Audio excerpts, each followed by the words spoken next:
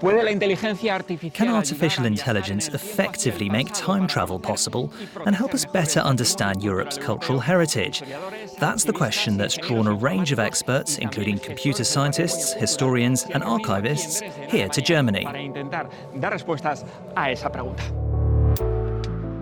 The historic city of Dresden is the venue for this meeting of a European research project. They want to take us through 5,000 years of European history using digital tools, artificial intelligence, and virtual worlds, like this reconstruction of the Notre Dame Cathedral in Paris.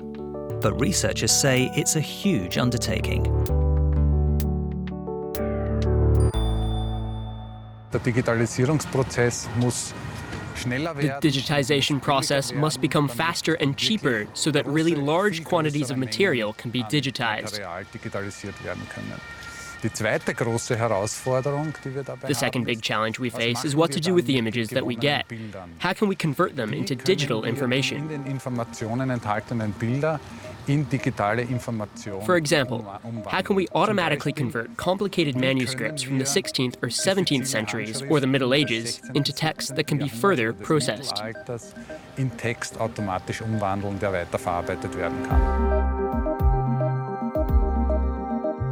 Artificial intelligence may have the answer. Methods to recognize handwritten text and images are helping to create what they call the big data of the past. The power of artificial intelligence is the scaling up of research. To give the example of the Amsterdam households, we have wills, other kind of descriptions of what Amsterdammers had in their households for 400 years. We have a record of that. In the past, you would have to really dig and read all these handwritten documents. Now the city archives employ handwriting recognition software that automatically transcribes these handwritten notes. And that allows us to draw out all the objects, people and events in those data. Researchers say they hope the tools will not just help Europeans learn about their past, but also increase their sense of belonging to a diverse but shared continental history. On one hand, you have official history, but then you have other forms, like the history of your street, your family, and these histories are important as the great history. All of these different histories mix up in the big data of the past that is able to connect them together, allowing us to reconstruct the complex picture of the past.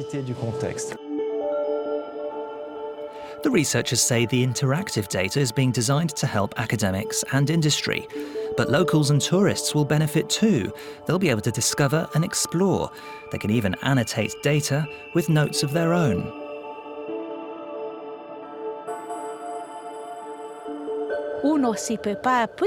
Before leaving, a tourist can use this app to prepare their journey. Then they visit the city, and when they return, can download and share their own pictures for others to use. The user is building a chain of knowledge that the whole of society can turn to. 400 institutions have so far joined up, making virtual time travel possible in small cities like Sion in Switzerland, as well as parts of Amsterdam, Budapest and Paris.